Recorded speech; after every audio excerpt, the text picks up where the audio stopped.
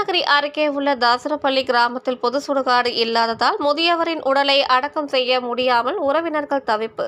உடலை புதைக்க இடம் தேர்வு செய்து தருமாறு கிராம மக்கள் ஒன்று கூடியதால் பரபரப்பு ஏற்பட்டதால் தாசில்தார் நேரில் விசாரணை.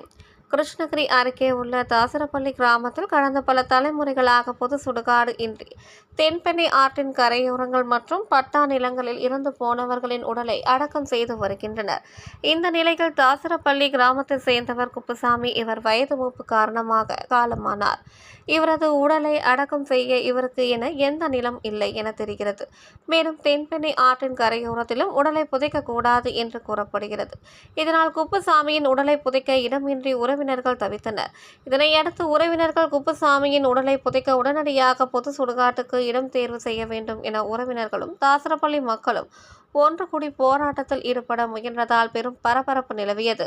இதுகுறித்த தகவல் அறிந்த கிருஷ்ணகிரி தாசில்தார் திருமதி பொன்னல்லா, திப்பனப்பள்ளி ஊராட்சி மன்ற தலைவர் கிருஷ்ணவேணி கிருஷ்ணன் மற்றும் காவல்துறையினர் சம்பவ இடத்திற்கு விரைந்து சென்று பேச்சுவார்த்தையில் ஈடுபட்டனர்.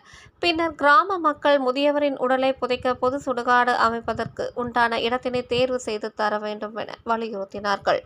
பின்னர் கிராம மக்களுடன் தாசில்தார் திருமதி பொன்னல்லா, ஊராட்சி மன்ற தலைவர் கிருஷ்ணவேணி கிருஷ்ணன் மற்றும் காவல்துறையினர்களுடன் தென்பெண்ணை ஆற்றின் கரையோரம் உள்ள அரசு புறம்போக்கு நிலத்தில் பொது சுடுகாடு அமைக்க இடம் தேர்வு செய்வதற்காக நேரில் சென்று பார்வையிட்டனர்.